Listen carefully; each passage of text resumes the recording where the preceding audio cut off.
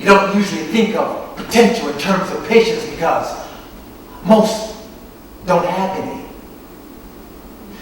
They keep changing psychiatrists, looking for something magical. I want to describe my potential to you. I was sitting in group my first day along with some of the creme de la creme of society. There were others such as myself, a school teacher, a salesman for an electronics store, and a few housewives.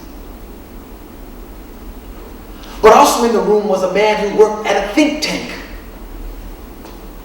a famous physician, and an architect whom I've seen in the society pages on a number of occasions.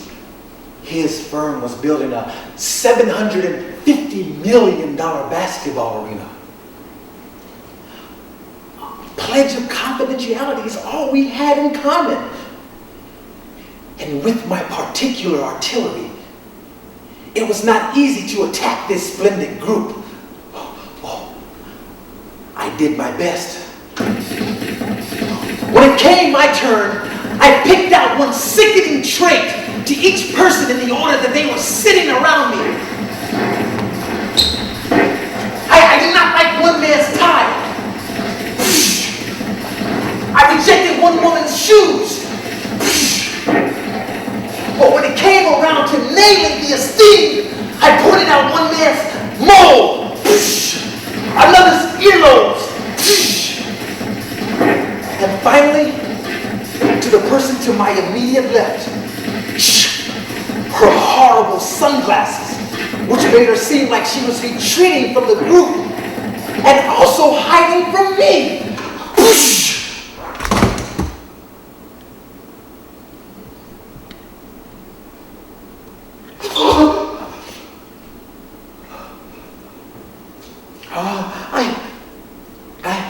I began to cry.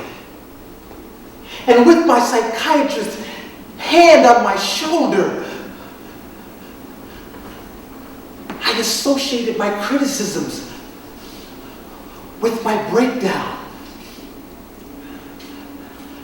I thus revealed my potential. You see, many people would have described the tears as an isolated incident or something inscrutable. I, however, felt my defenses crumbling and was left with the vulnerability of my situation. Also, the helplessness of tears kept the group from hating me.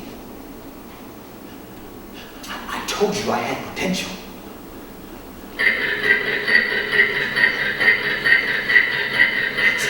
During my second group session, and with the desire to repeat my first group performance, I lasted 10 minutes without a breakthrough. They complained that everyone was moving too slowly. People were talking too slowly. People were interrupting too slowly. So half the group started to apologize. You can see the self-analysis going on. I've been in the group for 4 years. I don't know how to go any faster. And then the other half of the group piped in saying, who are you to come in? Try and take control. Wait your turn. I was feeling annoyed. And then my doctor broke in. Well, maybe you are anxious to get help and are eager to become a part of the group. His comments rang true with a vague sense of familiarity.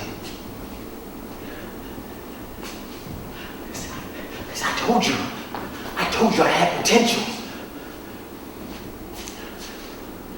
See, this is what it looks like.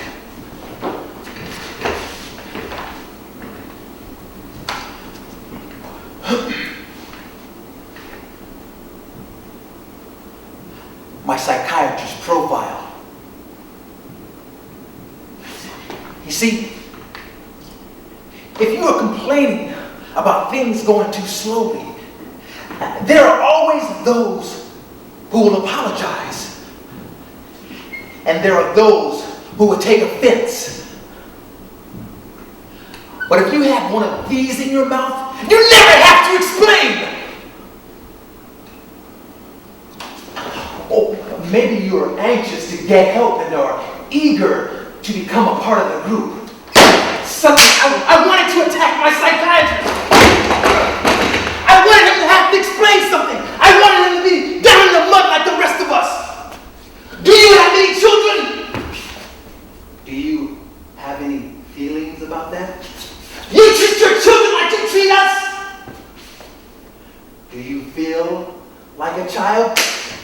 I didn't! I felt like a fool!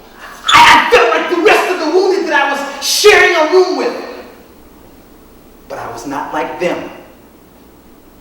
I was not like them.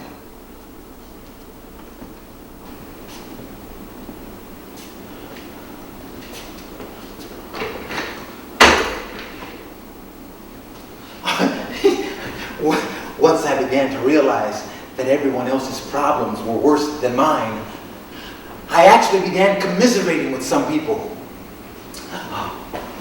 One man was homosexual, and he began having sexual thoughts about other boys when he was 7 years old.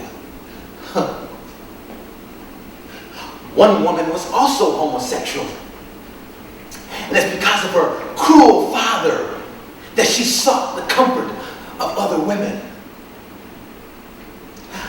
So I learned that some people are homosexual from birth, and others become homosexual through their experiences.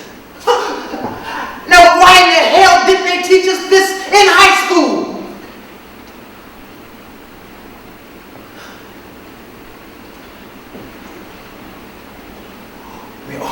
Over time, I began to accept the role of the psychiatrist, and I found that my feelings of lack of control were being replaced by a new feeling called insight.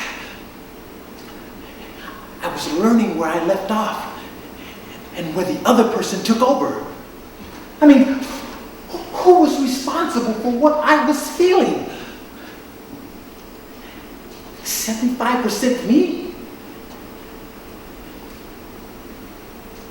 25% you? 30% me? 70% you?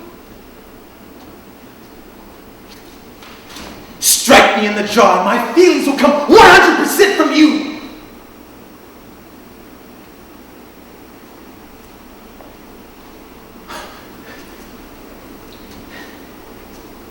Speaking of control,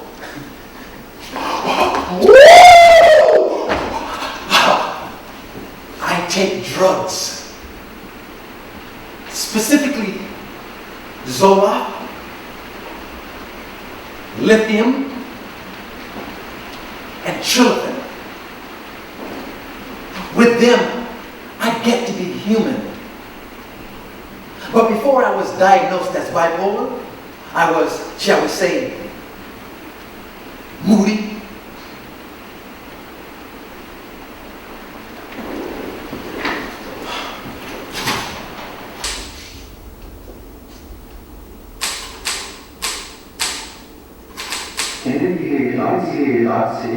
Can any of you hear your thoughts? About 5 feet in front of you? It must be me. I am bipolar. You see, bipolars used to be called manic depressives, but I think a better euphemism would be the sanely challenged. There is no clue that what is happening is anything but real. First, there's the knocking on the ceiling, and then the variable volume on the phone, then the sense of familiarity among people. Then we communicated with through newspapers and television, and then the FBI began talking to me through the ceiling as I was film script. We know what you're up to, Gary. You can't escape us, Gary. We have the most sophisticated tracking satellites known to man. Naturally, I didn't want anyone to get the jump on me. The FBI is on to you. You cannot run. You cannot hide. This is the FBI, Gary. I decided to write in secret, so I moved my typewriter under the table. Watching you. The FBI is watching you. The FBI is watching you. Watching you. Watching you. Watching you. Still, I heard the words as I typed them. Watching you. So I decided to move into the basement, which was surrounded by cement. Still, the words came through. So I decided to write my script in my head. That's when I began pacing the room, listening to my thoughts thunder throughout the room. And I realized that they were reading my mind. This was before my diagnosis, but after my graduation from PSU. Psychotic State University? See, bipolars live in a world of what is called, in psych terms, ideas of reference. Ideas of reference. Everything pertains to us. When I turn on the television and I see the newscasters smiling and waving, I know that they are simpatico to me. Ideas of reference. Oh, when I get up in the morning and I put out my clothes for the day onto my chair in front of the window to make it easier for them to tie themselves to me. Bipolar disorder is not a sickness. It is the cure for the desire for fame.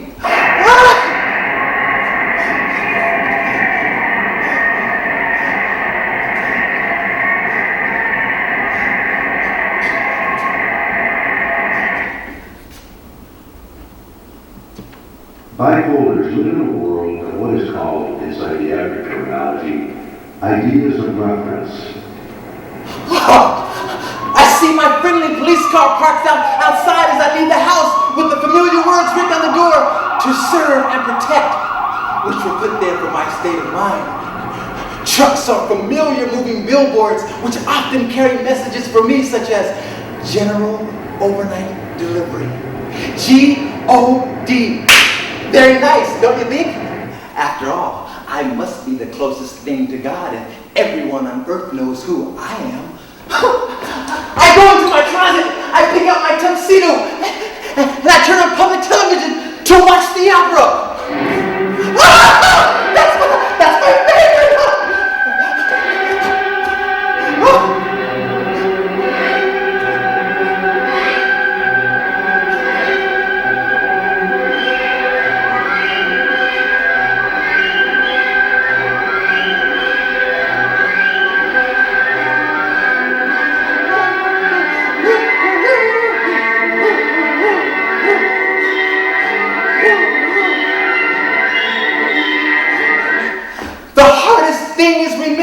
Not to get undressed in front of the TV while it's on.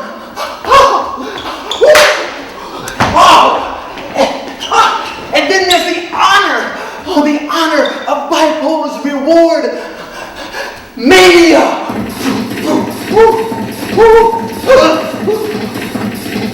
When I am manic, my eyes pop open. I don't need sleep. I don't need food. And I can do anything. Woo, yeah! Oh! I open the classified ad saying, oh, I can do that. I can do that. Oh, I can do that. And then I'm interviewing for a job at a major corporation, and the man asks me, what can I do for his company? I could be chairman of the board.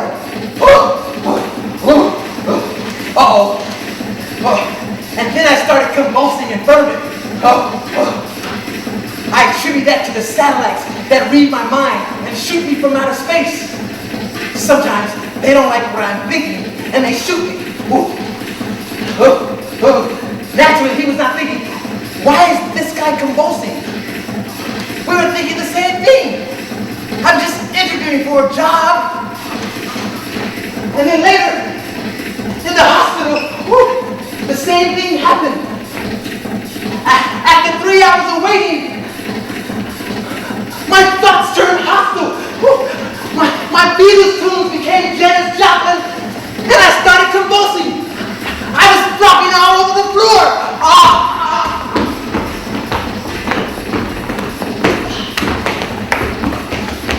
I was dropping on the floor until a nurse gave me a sedative.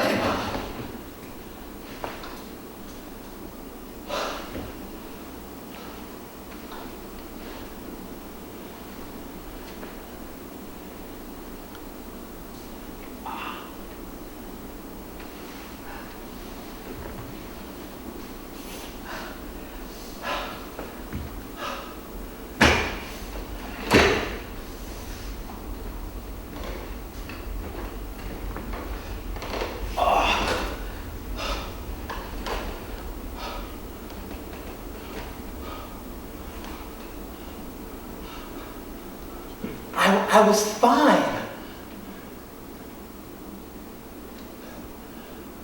But why would my getting a sedative make them stop shooting me? Bipolars are at the mercy of therapists and psychiatrists for medication, and most are dependent upon the state for financial support. They can quickly turn from a hypomanic state to depression. Many bipolars commit suicide.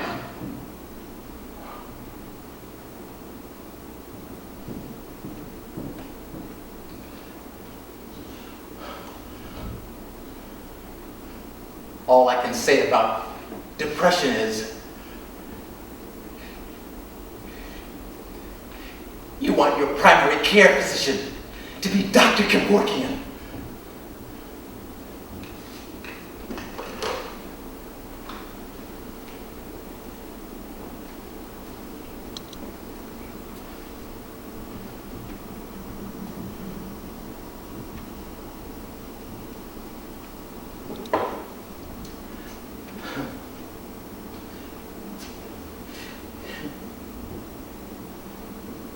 You see,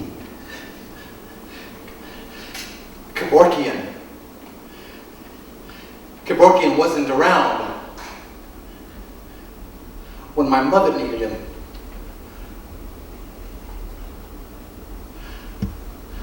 I had to play the role of the doctor.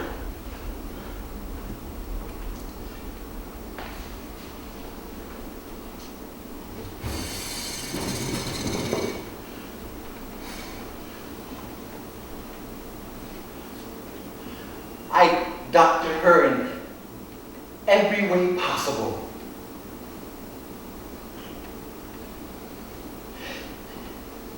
She would have 3 days of wanting to commit suicide and 1 day of euphoria.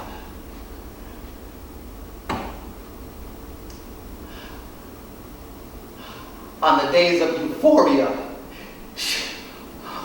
she was so much fun. She would use me as her shrink and talk about her father.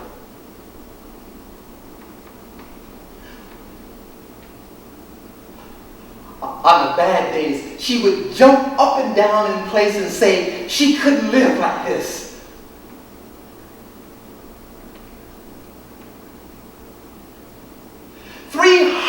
Years ago, my mother and I would have been living in a dungeon with a cage on our heads, screaming and crying.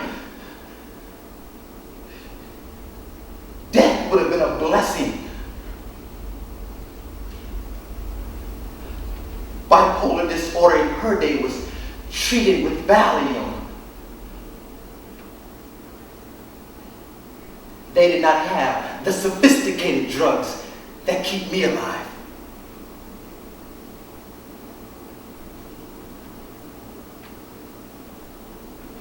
One evening when I was in graduate school, I got a call from my mom.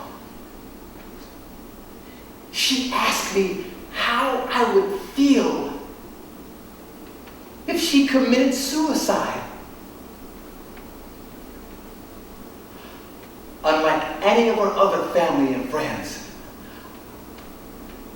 I gave her the response she so cherished.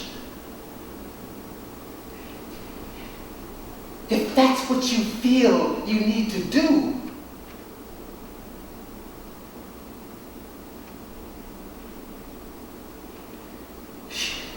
she said to me it would be her worst nightmare to wake up in the hospital after an unsuccessful attempt.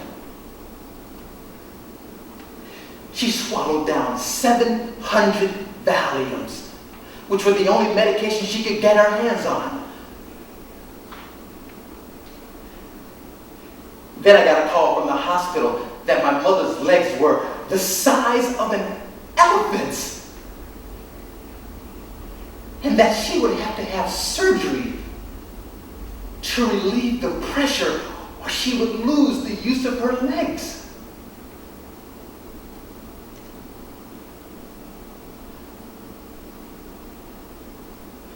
A couple of months after surgery, my mother looked like a Haitian refugee, limping around with her walker.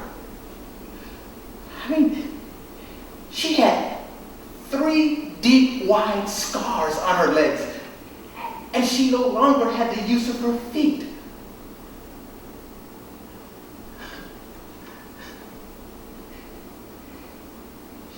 She was a former beauty queen whose self-esteem came through her appearance.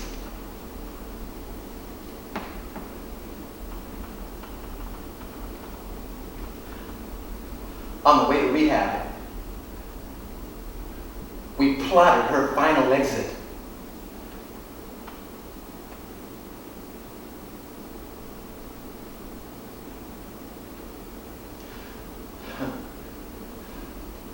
My mother was like a god to me. She would come into my room in the evenings when I was little and read me stories of famous people. She would bring accomplished artists and musicians to our home to educate my sister and me. I mean, she made any sacrifice for me because if I was unhappy, so was she.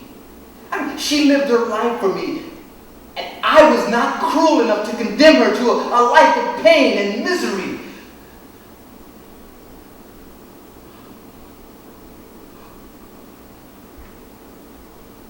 All she did was write letters in contemplation of death, go to rehab, and plot with me.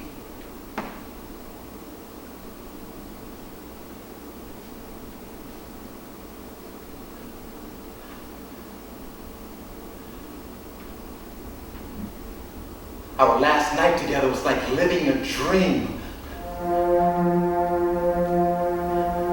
I made plans to go out of town and assured her she did not have to go through with it.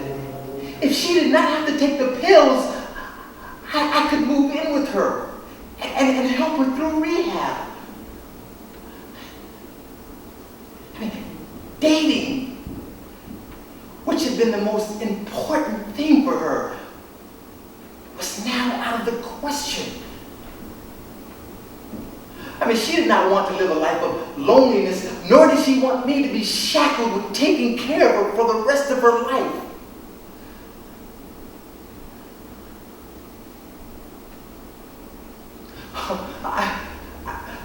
I remember lying on the bed with her, and we were watching What's Up, Doc?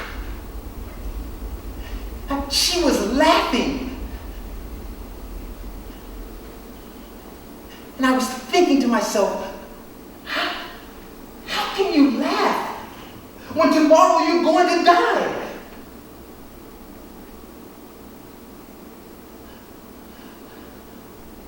I finally said to her, if if it's not worth living to laugh at movies, then maybe you might find other things to enjoy. She became furious. I realized that she was only laughing because she had the peace of mind that it would all end tomorrow.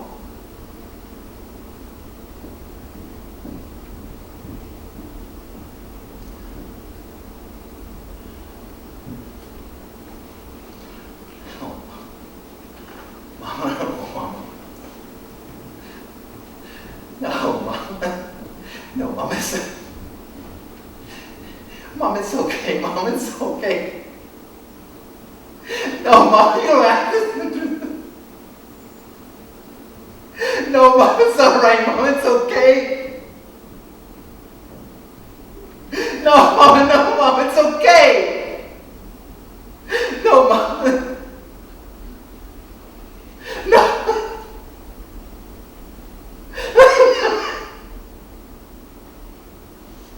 No, Mom, it's okay. It's okay, Mom, it's okay. It's okay. It's okay.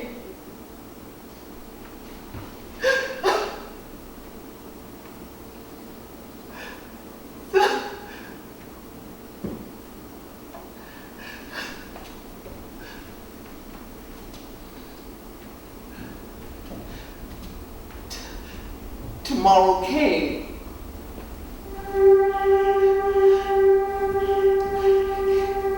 She stood by her walker and I by my suitcases.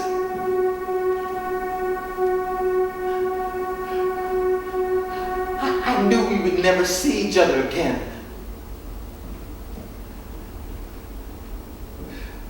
We did not embrace because that would have caused upsetting feelings.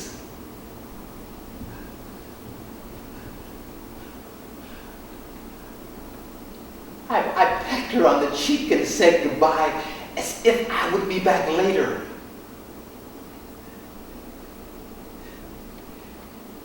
She said goodbye.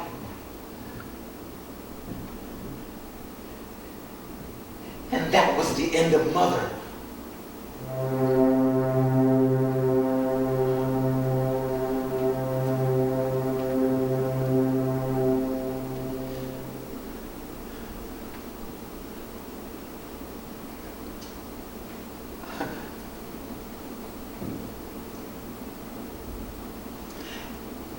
They found her in the bathroom with her head resting against the tub.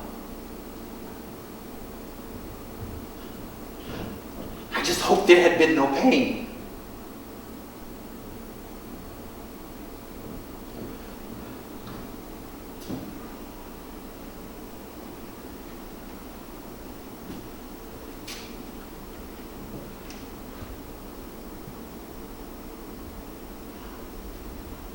I almost followed in my mother's footsteps. I had no Dr. Gary to help me.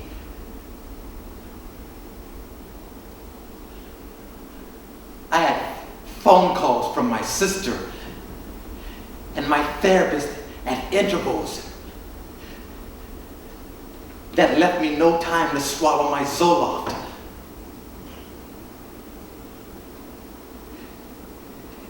Instead, I walked through life like a zombie, wanting to bite my veins open and jump off anything over 20 feet.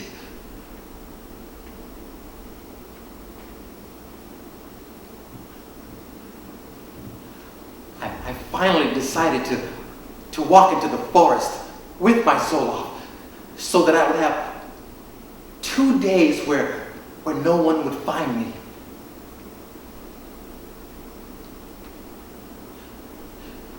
However, I had one biochemical advantage my mother didn't have. Every evening at 10 p.m., my symptoms abated until I fell asleep at around 2 a.m. During these periods, I could not remember why I wanted to die. Until I woke up in the morning and my veins looked like breakfast.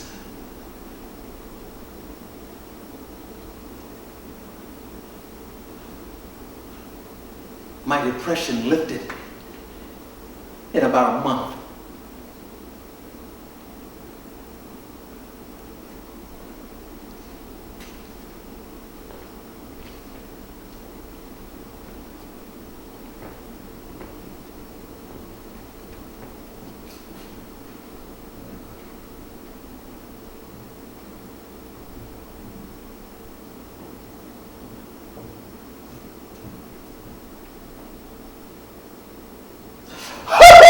Whoa! Hey, what's up, folks? How we doing? How's everybody? Everybody okay? Now, I know some of you may be wondering if you may be bipolar. Well, let's take the bipolar test. Let's all take the bipolar test. How about this? When you're watching your favorite football team on television, the Jets, the Giants, the Rams, and you know how they huddle up before the play? If you think they're talking about you, you're bipolar. Here's another one. If you are asleep and a big white bear comes to the door and says, "I'm schizophrenic, and so am I," there's a good chance he's bipolar. Where do I get my material? I simply stopped taking my medication. Don't think being bipolar is not respectable. It has given me a way to jack up my business with a novel approach to marketing. You see, I compiled a list of all the bipolar investors in the city. Now, in the old days, I had a favorite restaurant and a power table in the corner of the room.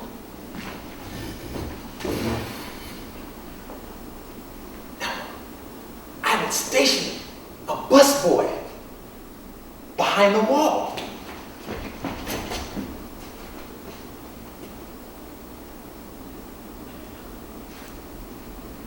So, when I went over my investments with these bipolar clients, the voice from behind the wall said, "Great deal." You should have seen the look on their faces. A look of confidence, a look of trusting the voice, a look of insider information. So I pitched them on the money. So, Fred, listen. How about 50,000 for this tax shelter? And the voice says, 100,000. And the investor chimes back, how about 100,000? You see, when they are manic, I know that they feel like God, and anything that they do is the correct thing. So I sell them stock. Listen, Fred, how about some stock? Now, when they are depressed and they think that everything that they are doing is wrong, oh my gosh, that the world is coming to an end, I advise them to sell. Fred, you gotta sell. This method of control has resurrected my business to unheard of heights. I mean, we bipolars are hardly ever in control of ourselves. We are always going through bouts of mania, depression, and psychosis. Oh! We look at you sane people with a sense of curiosity. You get calls from stockbrokers and get talked into buying something that loses you money. You don't have to be manic or depressed. holding a telephone to your ear. Now, I used to go through all sorts of research. But in the real world, investors don't know the pertinent questions to ask. Little do they know that you are armed with every comeback available. That's what they teach you as a stockbroker. You're not spending your day doing research. You don't have time. You are spending your day cold calling and hoping that the person that answers has sufficient money and an insufficient state of mind. That's what they teach you as a stockbroker. Now, I would like to give you something of value for being here this evening. So, I have prepared a few stock tips.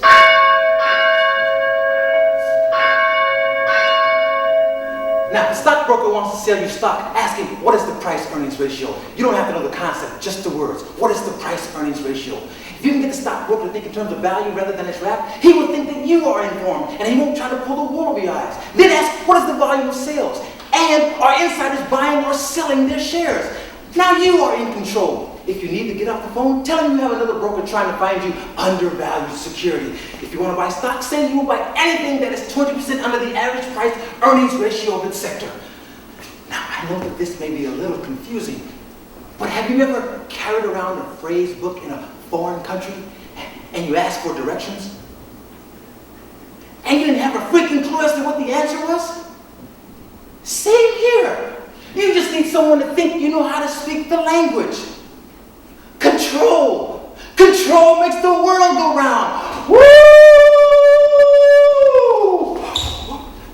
We bipolars can't control anybody. We are perceived to be inferior to normal people because of our disease. The only thing we can fight about is who has the least number of complications. Now, I am second to last in the pecking order. I am manic depressive and schizoaffective. That means I am schizoaffective. The only ones I can thumb my nose at are the paranoid schizophrenics.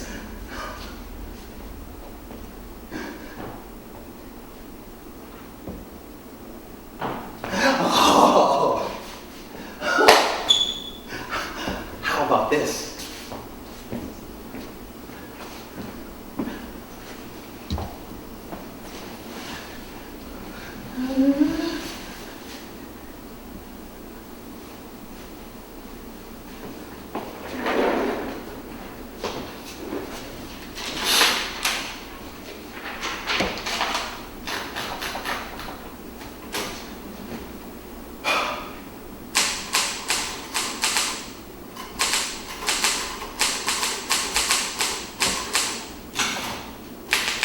At last, I found her. Oh, she was the answer to my dreams.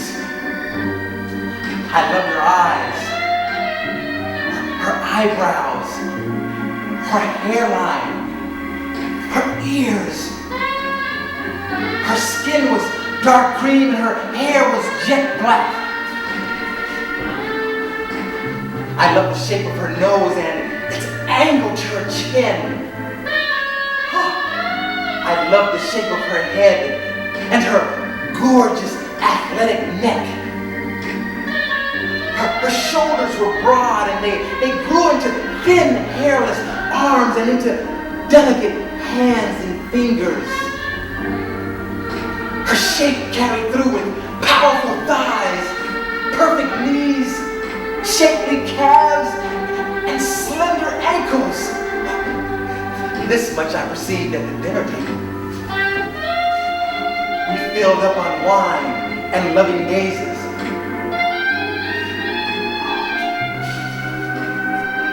I had money then, and my self-esteem was not dragged down by being bipolar. I tipped the maitre d' $100 to share my mood. Piled into my Porsche in a stupor. perfect bliss. My bipolar symptoms were cute. Money does that. I said to her that the little black rubber stick with tiny holes on the dashboard was a microphone, and that the FBI was listening to our conversation. She leaned over and put her mouth in front of the mic and started telling the FBI how cute I was. It made sense to me.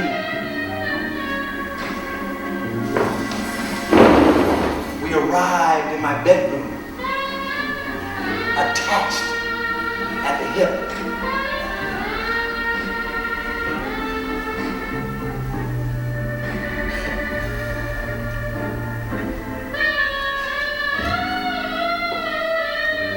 As we laid down, I said to her that the FBI was watching me through the ceiling and making noises to let me know they were there.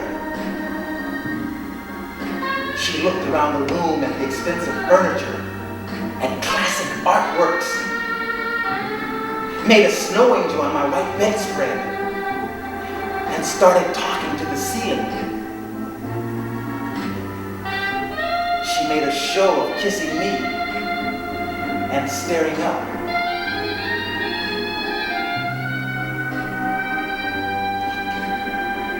Finally, I began to unwrap my present.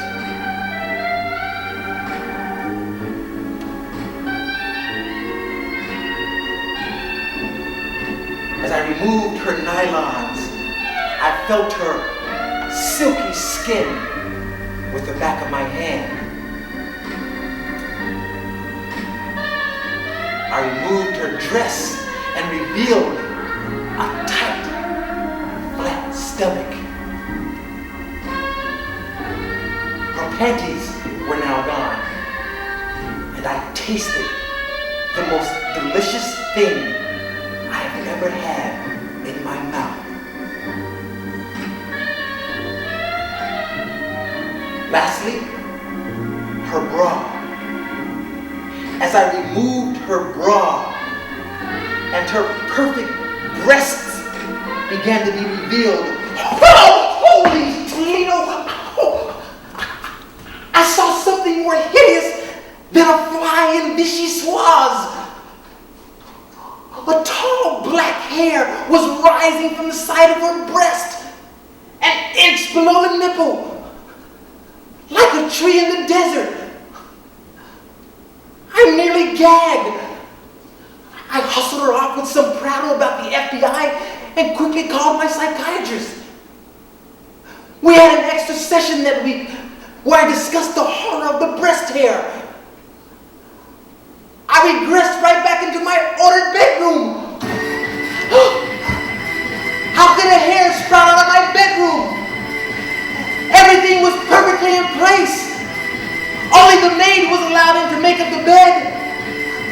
I had to open my drawers and my dresser carefully so as not to move anything. If someone went into my room and moved a book,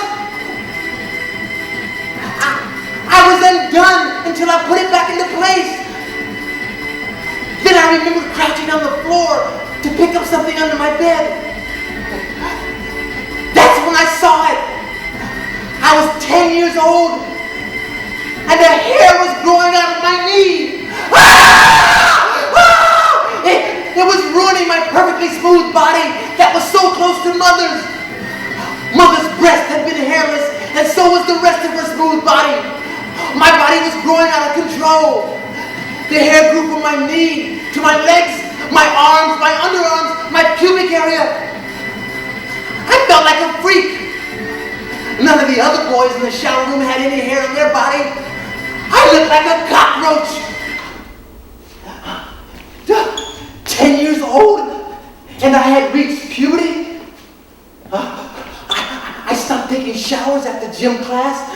I withdrew from my classmates, and mostly I began to notice who had any hair on their body. Over the next 2 years, the other boys began to catch up with me. But what I noticed was that the girls never grew any hair on their legs. From that point on, girls were my gods because they did not remind me of the pain of watching black hair sprout from every pore of my physique. One day a woman admitted to me that she had some hair on her breast. I decided to repeat my experience from some years before and make it come out right. The only difference was now I didn't have any money. So we started off on the way to my place in my '71 Plymouth Duster. I commented to her about the microphone in the dash and how the FBI was listening to our conversation. She said to me it was going to be a short drive to the loony bin. Then we arrived at my basement apartment. I was proud I had eliminated the roaches. She looked at my twin bed with a sigh of disgust. When I said to her that the FBI was looking down from the ceiling and taking pictures, she flipped off the ceiling, flipped me off, and split. Now I'm tormented by my voices which tell me,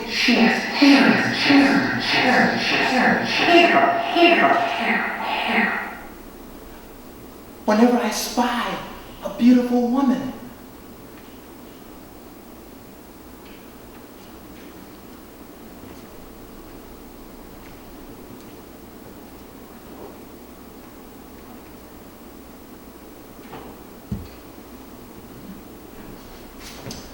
Now, would you folks like to know what do bipolars who live on Social Security disability do with their time? Well, in my case, I like to write and donate my time. I write so that life can come out the way I want it to. See, I like to give power to the powerless. See, I do couples therapy for the homeless. It's all house calls. I have to meet this couple, Elizabeth and Robert, in a '95 Ford pickup behind Duane Reade on Grand Avenue. I have the biggest office in the city. It's a parking lot. Now, Elizabeth is my receptionist. She helps to keep everyone in line to see the therapist. Me. Oh, it's hell when she's not there. People waiting inside and under the cars. It's a huge practice, and the fees are good. It just takes a long time to count the change. You should see these couples. They are so close, they are almost interchangeable. It comes from living in such close quarters.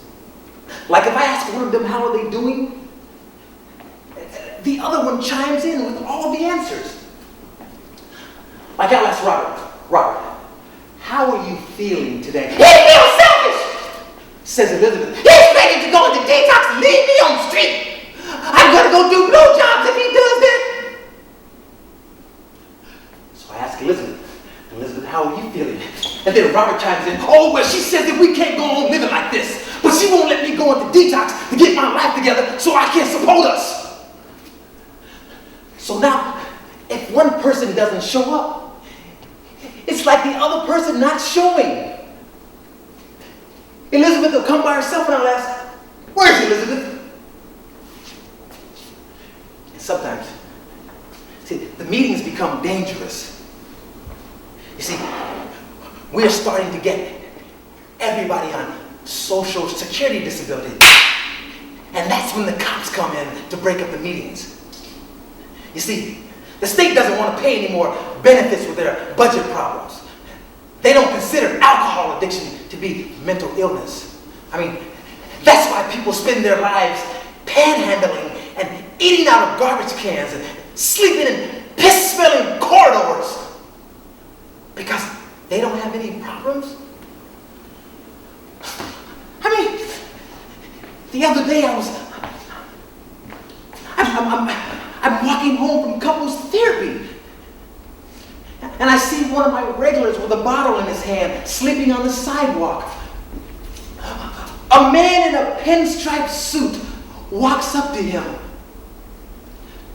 told him that he was worthless, and kicked him out of the way. I mean, me and the homeless on the other side of the street, we were horrified. The man in the pinstripe suit walked on like nothing had happened.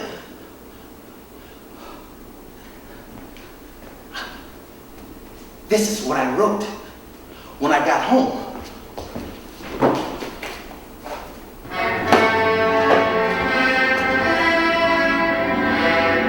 See, after the homeless man is kicked, he rises to his feet to confront Mr. Pinstripe. The homeless on the other side of the street stand together, staring at the man.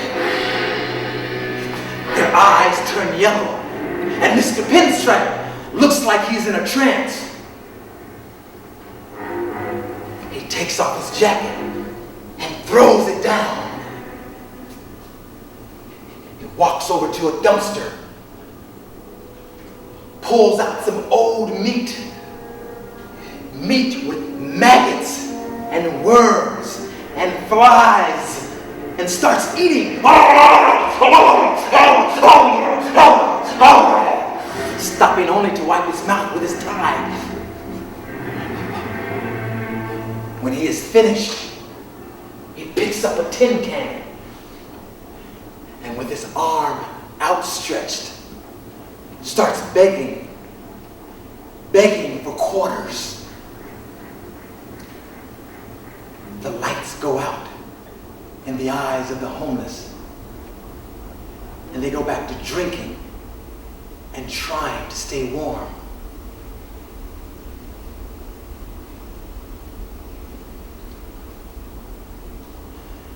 And Mr. Pinstripe moves on.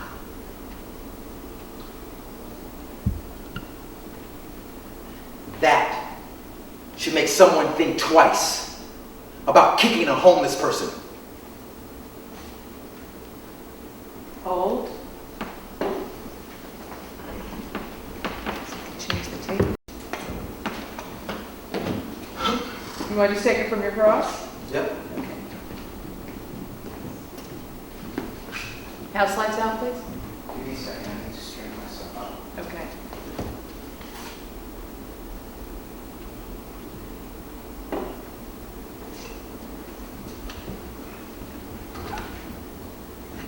Shut the camera. Yep. Okay. Action.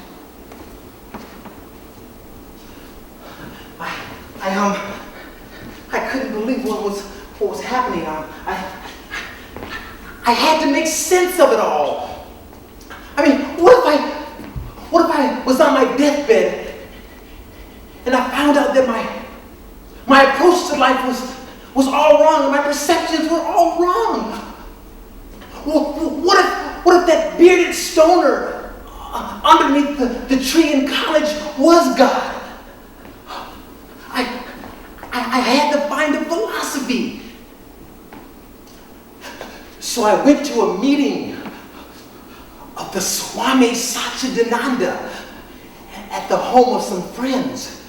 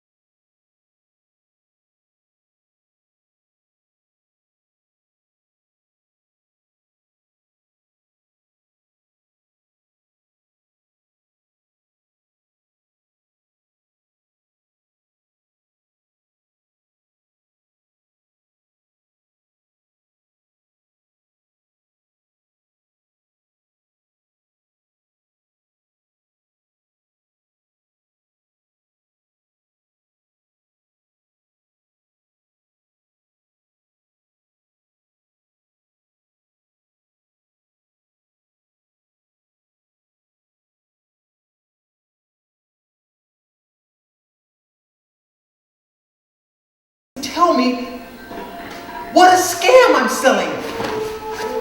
What? He explained everything to me point by point, and I felt dirty. When I confronted my employers, they brushed me off.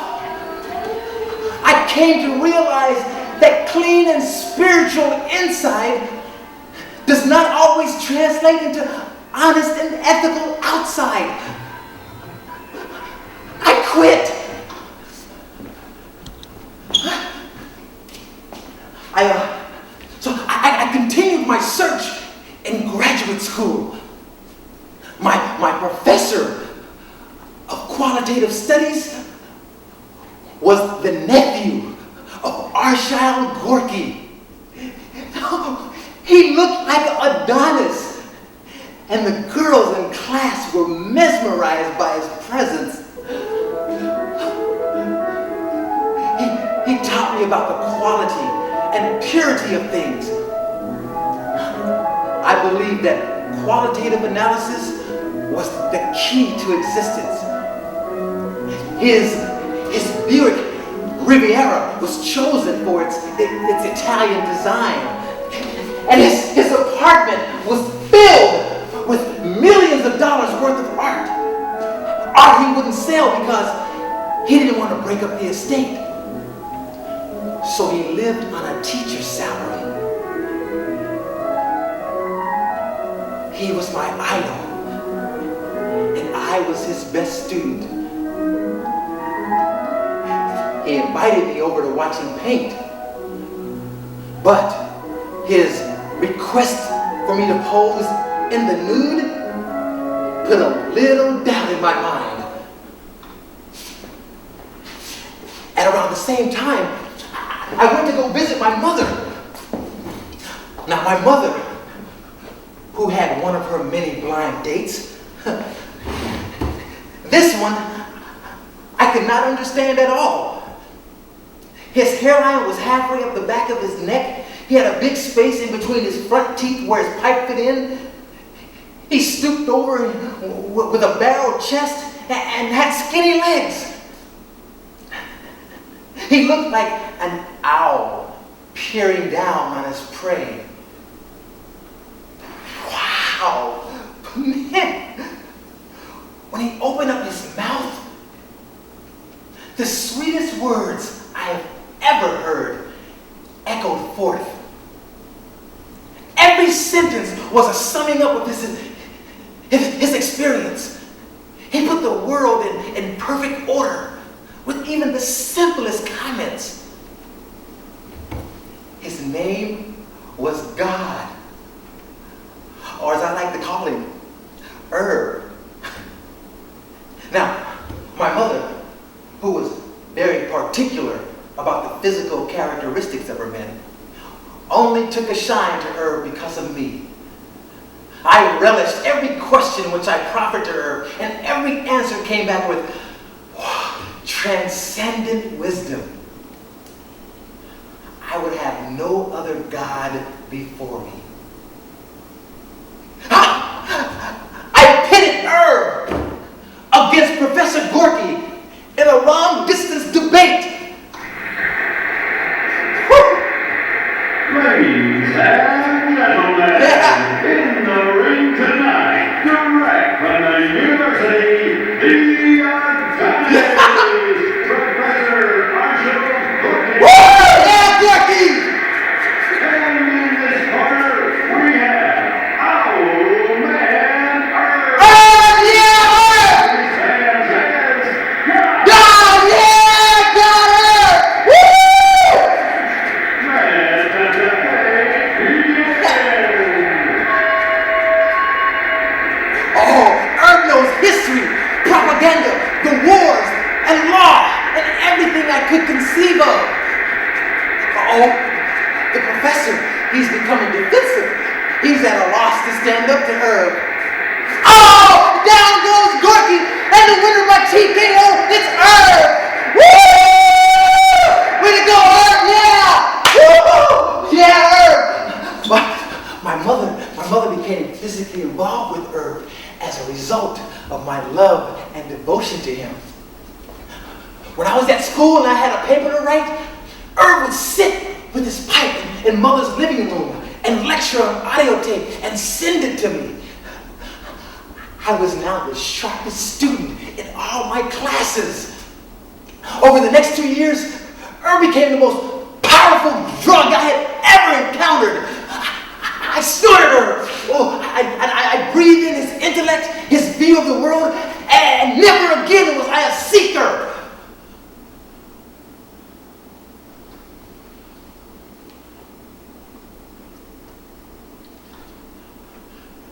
Unfortunately, the physical was too much of an impediment for the relationship.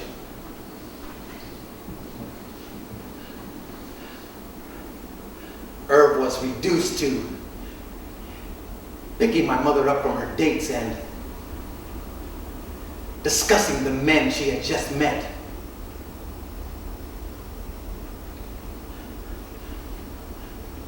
I'm convinced I got the best of him in the 2 years we spent together.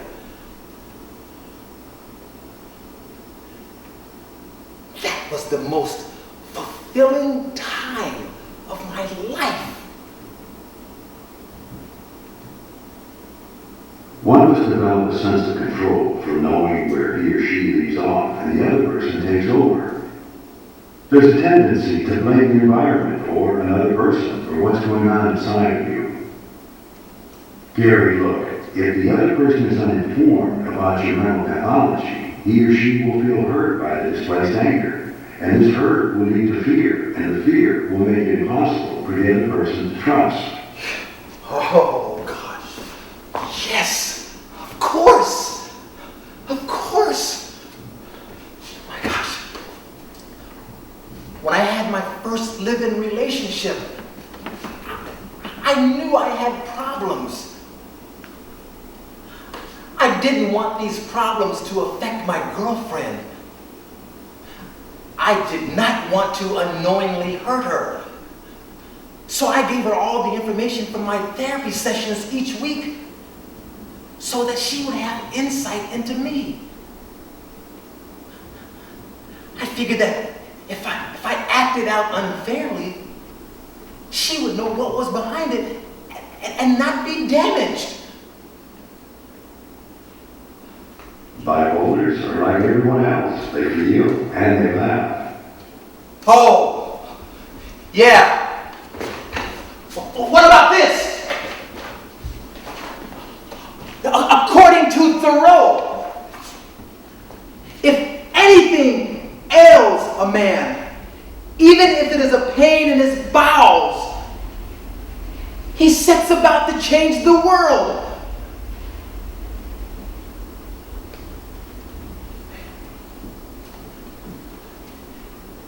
People have an obligation not to damage the psyches of others. When there's intimacy between two people, each is in a vulnerable position.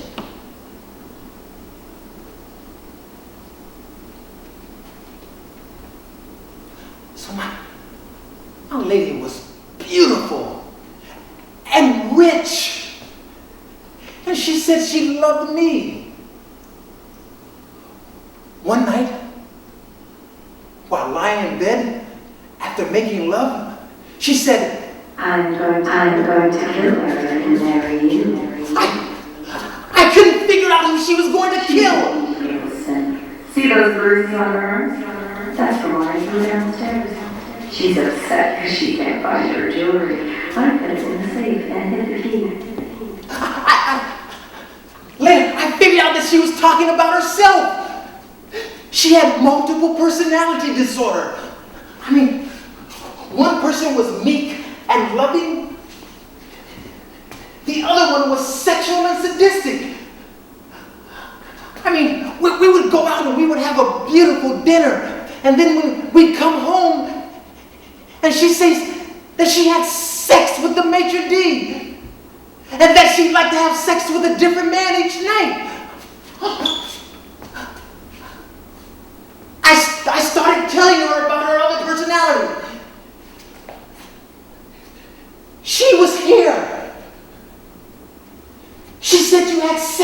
maitre d'. I told you not to tell her that. I was coming undone. One moment I was talking to the woman that I love, making plans to get married. The next moment I was talking to a depraved vamp who was jealous of my other personality. I usually drive them off by now.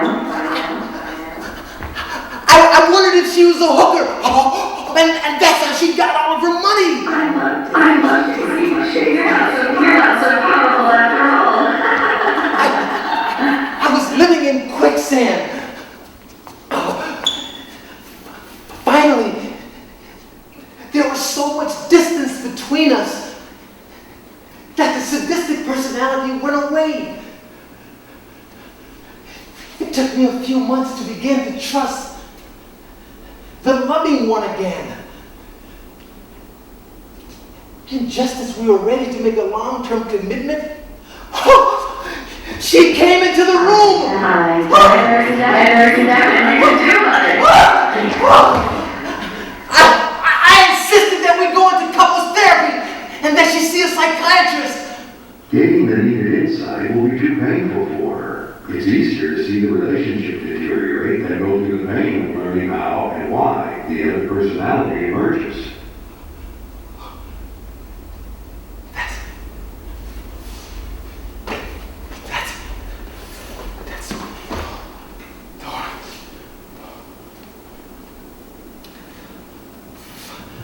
Finally, I disengaged,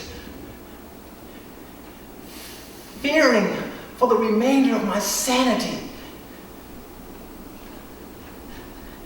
Later, I found out that she had been molested by a priest from the age of 5 until 14. She spent 5 years in a mental institution. One damaged psyche, damaging another. This is the FBI, Gary. This is the FBI.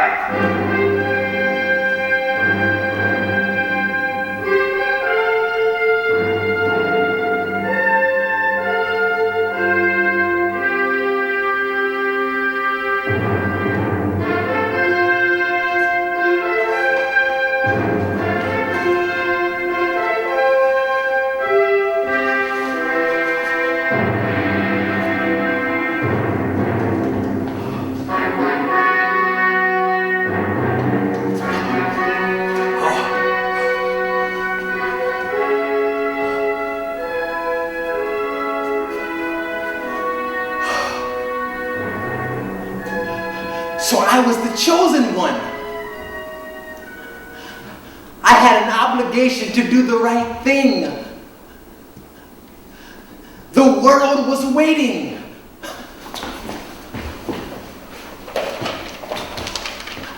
I developed a feature film with an all-Hispanic cast. Now, the tremendous media that I generated is what brought the FBI to me. Now, since I was involved with Hispanics, I went to a function of the Hispanic Chamber of Commerce. There was a spirit of camaraderie and a sense of struggling for the common good of Hispanics. Oh, there were African Americans, and Asians, and Native Americans. The Small Business Administration offered special contracts and a coalition called the Minority and Women's Chamber Coalition. Oh, one of George Bush Sr.'s 1,000 points of light was connected to each group. I networked with all of them. Hey, how are you? Gary Mizell. Hey, how are you? Gary Mizell. Hi, how are you? Gary Mizell. I wanted to promote women and minorities in the media and in my film projects. If I could only develop a coalition of women and minorities, I would have the most powerful political organization in history. I would advance disadvantaged groups, and I would empower the other half of America. Prejudice would be eliminated, and all citizens would compete on a level playing field. This is it. This is a worthy humanitarian goal. As I worked my business plan and waited for the official empowerment by our government, I began to live in the world that I created.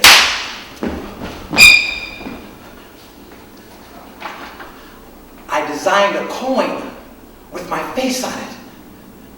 I now saw minorities as royalty based on their skin or their names.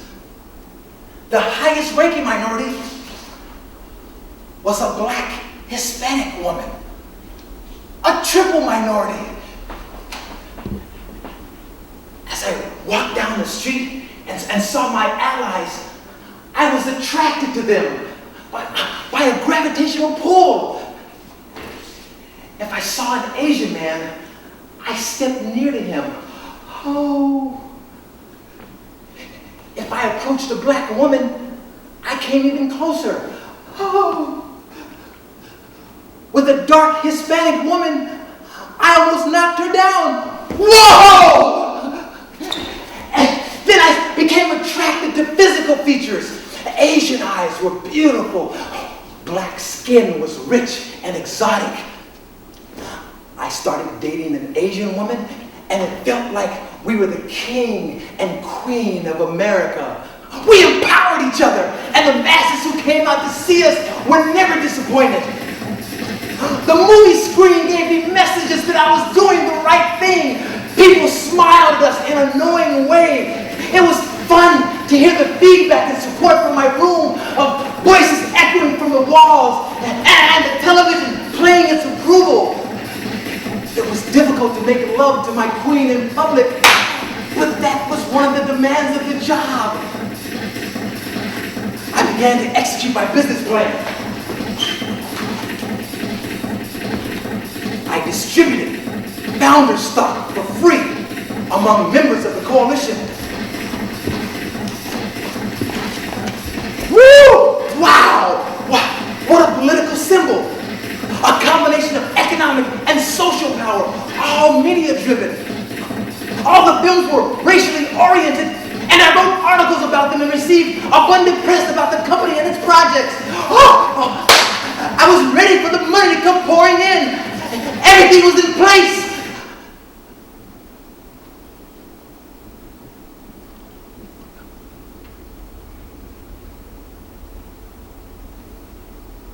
But nothing happened.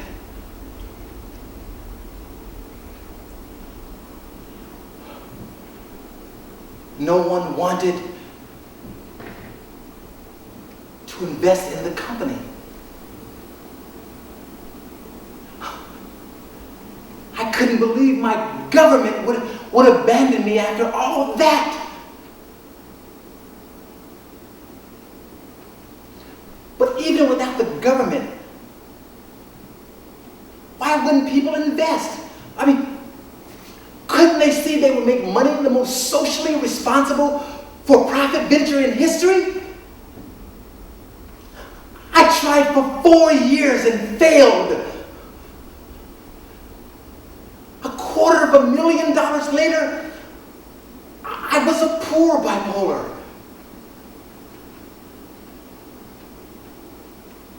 And you know what? It should have worked.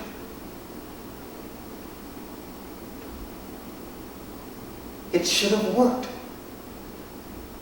It was a sound business plan.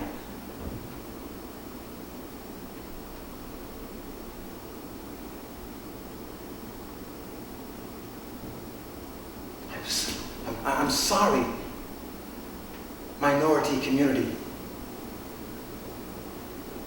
I mean, I am truly sorry.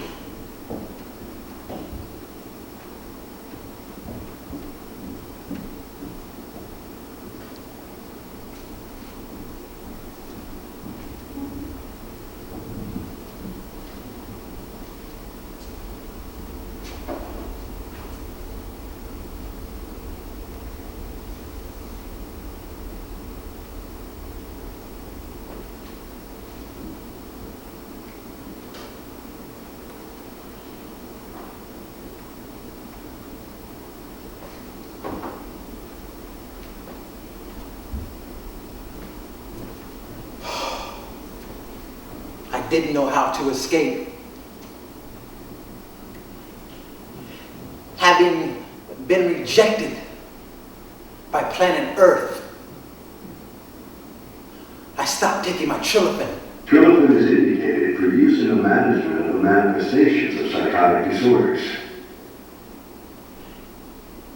And prepared for my trip in space.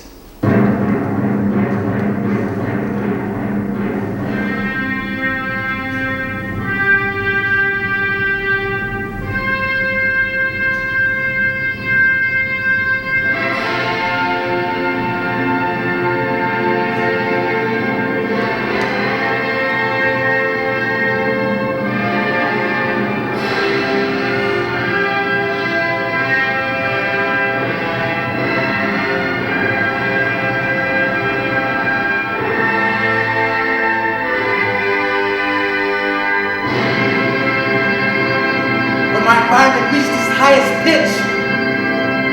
Toxic psychosis. I closed my eyes. Oh! I made contact with extraterrestrial life.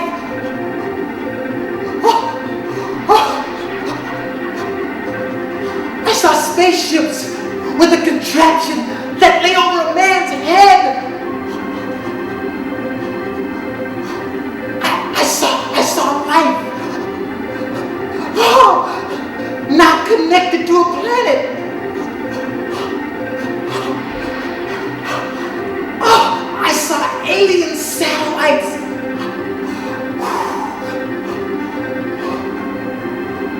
My extraterrestrial friends think life on Earth is quite unique in the universe.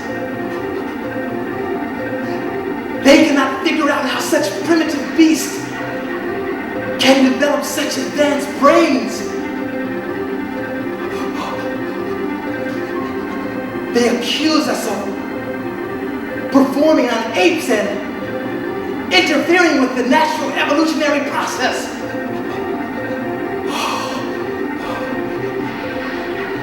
Life on Earth to an extraterrestrial is cruel. It is like putting a human brain into a lion and watching the species destroy itself through frustration.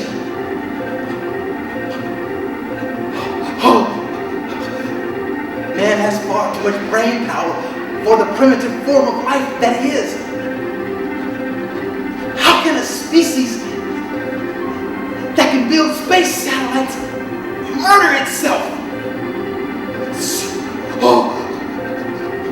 So the extraterrestrials stay away, not wanting to interfere. In another 10,000 years, they might intervene.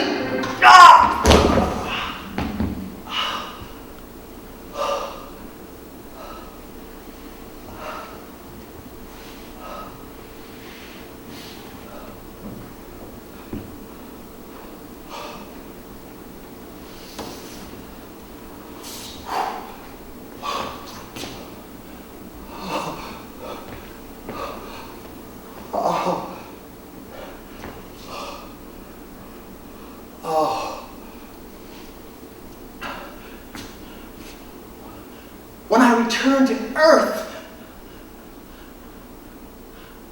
I felt empowered by my trip.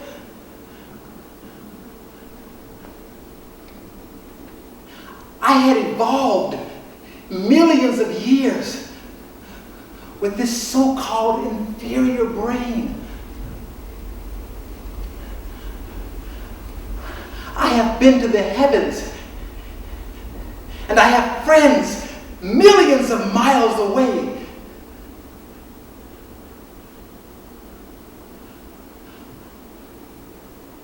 I have learned that a friendly smile can cause a ripple effect.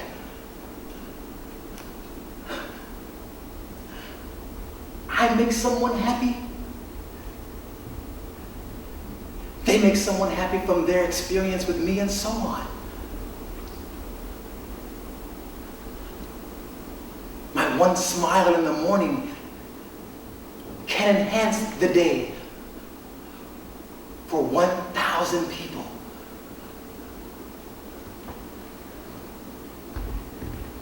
This will be my contribution.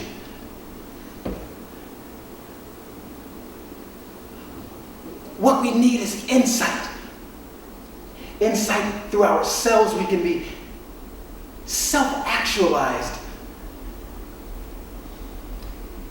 and not damage the psyches of others.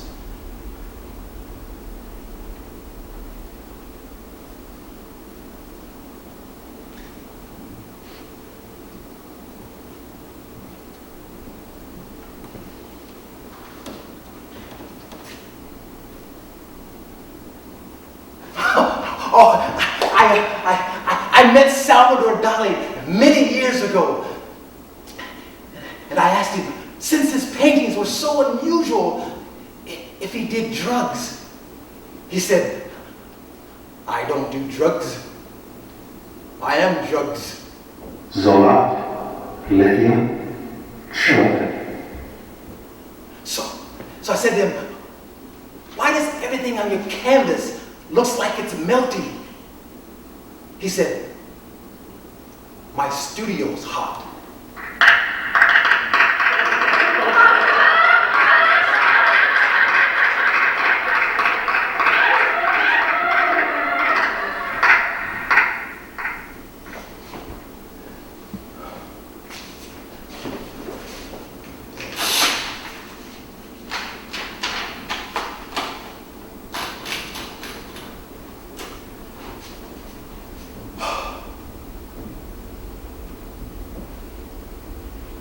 Where do I get my material? I simply stopped taking my medication.